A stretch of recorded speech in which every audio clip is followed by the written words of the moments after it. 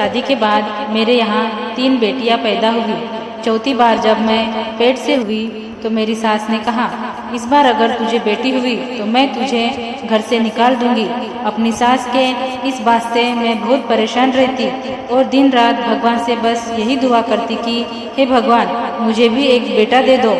मेरी परेशानी देखकर एक दिन मेरे घर के नौकर रमेश ने मुझको कहा, मेम साहब, हर रोज रात को एक कच्चा अंडा खाया करो, उसके बाद देखना आपको बेटा ही पैदा होगा। रमेश की बातें मुझे सही लगी क्योंकि वह हमारे घर का वफादार नौकर था, इसलिए मैं हर रोज रात को कच्चा अंडा खाकर सोने लगी और वो कच्चा अंडा मुझे रमेश ही बनाकर देता था। पर डिलीवरी के वक्त जब बच्चा पैदा हुआ तो बच्चे को देखकर मेरे कदमों तले से जमीन खिसक गई क्योंकि यह बच्चा तो मेरे नौकर, मेरा नाम प्रतिमा है। मेरी शादी को 5 साल हो गए थे। इन 5 सालों में भगवान ने मुझे 3 बेटियां दी। मेरी शादी एक बहुत अमीर खानदान में हुई थी। मेरे ससुराल में पैसे रुपए की तो कोई कमी नहीं थी, पर इनकी सोच बेटा और बेटी को लेकर बहुत छोटी थी।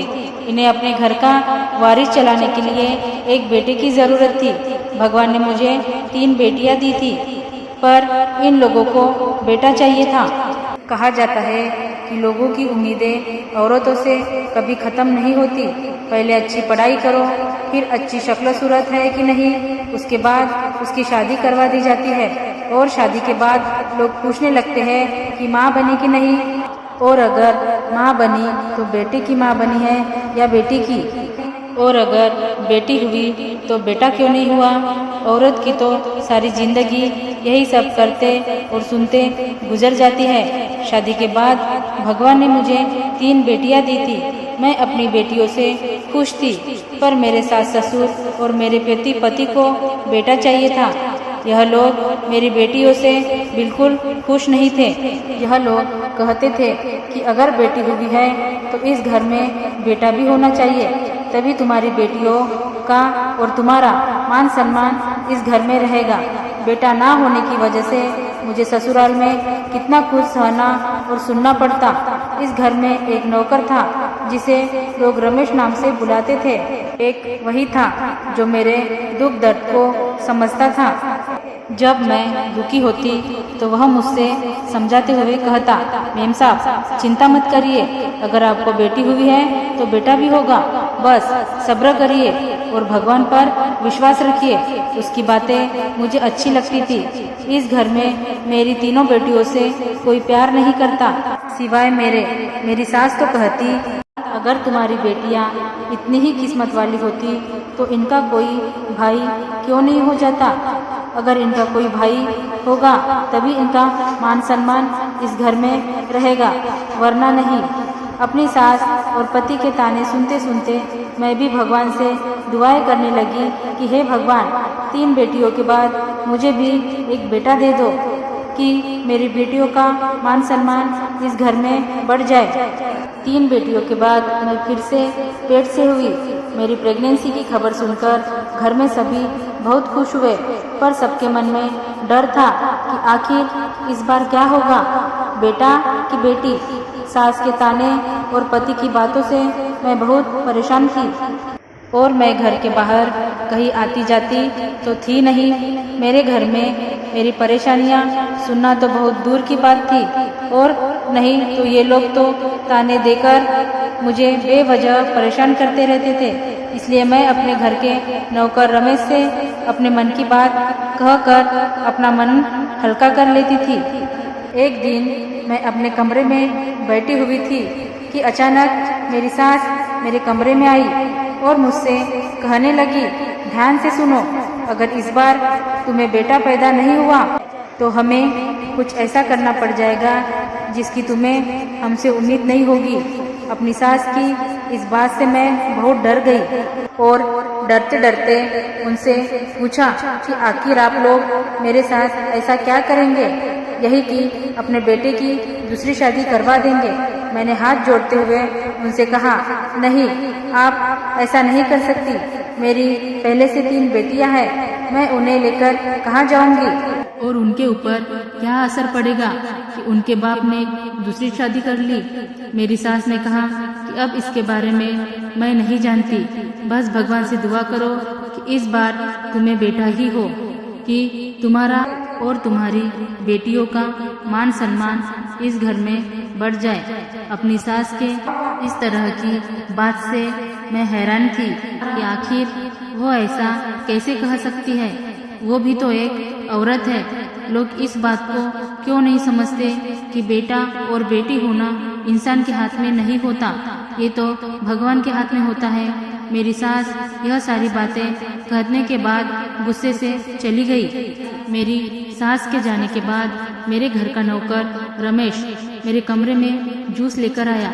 रमेश दरवाजे के पीछे से मेरी और मेरी सास में जो बातें हुई थी वो सुन लिया था। मेरा रोना देखकर वह मुझे समझाते हुए कहने लगा, मेम साहब आप परेशान मत हो, मैं हूँ ना, मैं आपकी सारी परेशानियाँ दूर कर दूंगा। मैं आपको एक पुराना नुस्खा बता रहा हूँ। यह नुस्खा करने के बाद शायद आपको बेटा ही होगा, क्योंकि यह हमारे घर के बड़े बुजुर्गों का बताया हुआ नुस्खा है और ज्यादा कुछ करना भी नहीं है। बस रात को सोते समय कच्चा अंडा खाकर सो जाना है। मैं गारंटी के साथ कहता हूँ कि आपको बेटा ही पैदा होगा। मैंने रमेश से कहा, तुम ऐसी बातें कैसे कर सकते हो, भला ऐसे कैसे हो सकता है। रमेश ने कहा, मेम साहब जहाँ इतना कुछ कर लिया वहाँ यह करके भी देख लीजिए। मैं मजबूर थी, मेरी बातें सुनने और मुझे समझाने वाला कोई भी नहीं था। कहते हैं ना, इंसान जब बहुत ज्यादा मजबूर और बेबस होता है तो उसे कोई कुछ भी मशवरा देता है, मजबूर में आकर वो मान लेता है। मेरे साथ भी कुछ ऐसा ही हुआ और रमेश की बातें मैंने बिना सोचे समझे मान ली। रोज रात को कच्चा अंडा पीकर सोने लगी। अगर किसी दिन मैं अंडा खाना भूल जाती तो रमेश मुझे याद दिला देता। एक दिन रमेश मेरे कमरे में अंडे लेकर आया तो मेरे पति ने मुझसे पूछा, ये क्या है। मैंने उन्हें बताया कि रोज रात को कच्चे अंडे खाकर सोने से बच्चे की सेहत अच्छी रहती है। मेरे पति ने कहा, अंडे खाने के साथ साथ भगवान से ये भी दुआ करो कि इस बार बेटा ही हो, वरना इस खाने पीने से कोई फायदा नहीं होगा। कभी कभी मुझे सोचकर बड़ी तकलीफ होती कि लोग मेरा साथ दे ना दे, मुझे कोई फर्क नहीं पड़ता, पर मेरे पति को तो मेरा साथ देना चाहिए। अगर मेरे लिए ये कुछ नहीं कर सकता तो कम से कम मुझे तसल्ली तो दे सकता था ना। अगर मुझे इसका थोड़ा सा साथ मिल जाता तो शायद मुझे सुकून मिलता। लेकिन सच तो यह था कि अब मुझे अपने पति से भी किसी चीज की कोई उम्मीद नहीं थी। वो मुझे अपना जीवन साथी नहीं बल्कि बच्चा पैदा करने वाली मशीन समझता था। मेरे पति को मुझसे बेटा चाहिए था। मैं दुआ कर रही थी कि इस बार मुझे बेटा ही हो, कि मैं बेटे को अपने पति के हवाले करके उसे कह सकूं कि जो तुम्हें चाहिए था वो तुम्हें मिल गया। मुझे तुमसे कोई उम्मीद नहीं है, हम सिर्फ नाम के पति पत्नी हैं।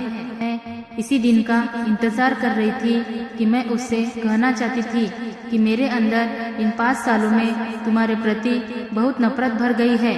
फिर भी मैंने किसी तरह सब कुछ बर्दाश्त किया, क्योंकि मैं बेटियों की माँ थी। सच कहा जाता है कि औरत की इज्जत मर्द से होती है। अगर वो बेटे की माँ बनी तो उसे ज्यादा इज्जत मिलती है। पर अब तो मेरे पास भगवान की दुआओं के सिवा कुछ नहीं था। मैं कुछ नहीं कर सकती थी, और सच कहे तो कोई भी औरत बेटा या बेटी नहीं पैदा कर सकती। जो नसीब में होता वही मिलता है। पर औरत को आज तक किसी ने समझा ही कहा है कि लोग मुझे समझेंगे। अब तो मुझे रमेश का बताया हुआ उस अंडे का ही सहारा था जो मैं रात को सोने से पहले खाया करती थी। एक दिन मैंने अपने पति से पूछा कि इस बार भी अगर मुझे बेटी पैदा हुई तो क्या वाकई में आप दूसरी शादी कर लेंगे। मेरे पति ने 2 पल मुझे देखा और फिर दुनिया की सबसे जालिम बात कह डाली। उसने कहा, इस घर में मेरी माँ का हुक्म चलता है। अगर उन्होंने कहा है कि मैं तुम्हें छोड़कर दूसरी शादी कर लूँ तो मैं कर लूँगा। मेरे पति ने इस बात को बड़े आराम से कहा था, पर इस बात ने मेरे दिल के टुकड़े टुकड़े कर दिए थे। मैं अंदर ही अंदर खूब रो रही थी और दर्द भरी आवाज में कहा, ठीक है, जैसा आपको ठीक लगे, क्योंकि यह आपकी जिंदगी है। मैंने अपने मुंह से यह कह तो दिया था, पर इन बातों ने मेरे दिमाग में खलबली मचा कर रख दी थी। मैं बहुत सोच में पड़ गई थी। शायद ज़्यादा सोचने की वजह से मेरी तबीयत बिगड़ने लगी और मेरे पेट में तेज दर्द होने लगा। मेरी हालत बिगड़ती जा रही थी। मुझे जल्दी से हॉस्पिटल ले जाया गया। कुछ वक्त के इंतजार के बाद मुझे बच्चा पैदा हुआ, पर जब मैंने अपने बच्चे को देखा तो उसे देखकर मेरे कदमों तले से जमीन निकल गई, क्योंकि यह बच्चा भी एक बेटी ही थी। मैं अपनी बेटी को देखकर फूट फूट कर रोने लगी। मैं अभी रो ही रही थी कि तभी अचानक वहाँ पर एक औरत आई। उसके हाथ में एक बच्चा था। वह बच्चा एक बेटा था। उसने अपने बेटे को मेरे पास लेटाया और मेरी बेटी को अपने गोद में उठा लिया। उसको ऐसा करता देख मैं हैरान हो गई। मैंने इस औरत को पहले कभी नहीं देखा था। उसने कहा, मैं रमेश की पत्नी हूँ और जब आप पेट से थी तो उन्हीं दिनों मैं भी पेट से थी। मुझे 3 बेटे हैं। मुझे भगवान से इस बार बेटी की उम्मीद थी, लेकिन भगवान ने मुझे इस बार भी बेटा ही दिया। मेरा बेटा इसी अस्पताल में 2 दिन पहले ही पैदा हुआ है। रमेश ने आपके बारे में मुझे सब कुछ बता दिया है, इसलिए मैं अपने बेटे को आपके पास छोड़कर जा रही हूँ और आपकी बेटी को अपने साथ ले जा रही हूँ। किसी को भी यह बात बिल्कुल पता नहीं चलेगी कि आपको बेटा नहीं बेटी हुई थी। और रही बात डॉक्टर की, तो डॉक्टर को रमेश ने सारी बातें बता दी थी। वह भी इस बात से सहमत है। डॉक्टर भी वहीं पर खड़ी सारी बातें सुन रही थी। उसने कहा, हाँ, रमेश ने मुझे सारी बातें पहले ही बता दी थी और अगर ऐसा करने से बहुत सी जिंदगियां बच सकती है तो इसमें कोई बुराई नहीं है, क्योंकि मैं डॉक्टर हूँ और ऐसे केसेस रोज देखती हूँ। मेरे पति और सास को जब यह बात पता चली कि मैंने एक बेटे को जन्म दिया है तो वो लोग बहुत खुश हुए। अस्पताल से जब मैं घर आई तो मेरा महारानियों की तरह स्वागत किया गया और मेरी हर बात मानी गई। मेरा पति अपने बेटे को पाकर बहुत खुश था। धीरे धीरे करके मेरी बेटियों का मान सम्मान इस घर में बढ़ने लगा। यह सब देखकर मैं बहुत खुश थी। एक दिन मैंने रमेश से कहा कि तुमने जो मेरे लिए किया है शायद ही कोई करता, पर तुम मुझसे वादा करो कि तुम मेरी बेटी को बहुत खुश रखोगे और कभी कभी मुझसे मिलाने भी लाओगे। उसने कहा, मेम साहब, आप फिक्र मत करिए, आपकी बेटी हमारे घर में सही सलामत है और 3 बेटों के बाद जब हमारे घर में बेटी हुई है तो जाहिर सी बात है कि वो हमारे घर की रानी बनकर रहेगी। रमेश ने जो भी किया सही किया, क्योंकि ऐसा करने से मेरे और मेरे 3 बेटियों की इज्जत इस घर में बढ़ गई थी। और रही मेरी चौथी बेटी की बात, तो वो रमेश के घर में बहुत खुश थी। रमेश और उसकी पत्नी उसे खुद से भी ज्यादा प्यार करते थे और मुझसे मिलवाने भी लाते थे। और कभी कभी तो मैं भी रमेश के घर अपनी बेटी से मिलने चली जाती थी। धन्यवाद दोस्तों। Thanks for watching.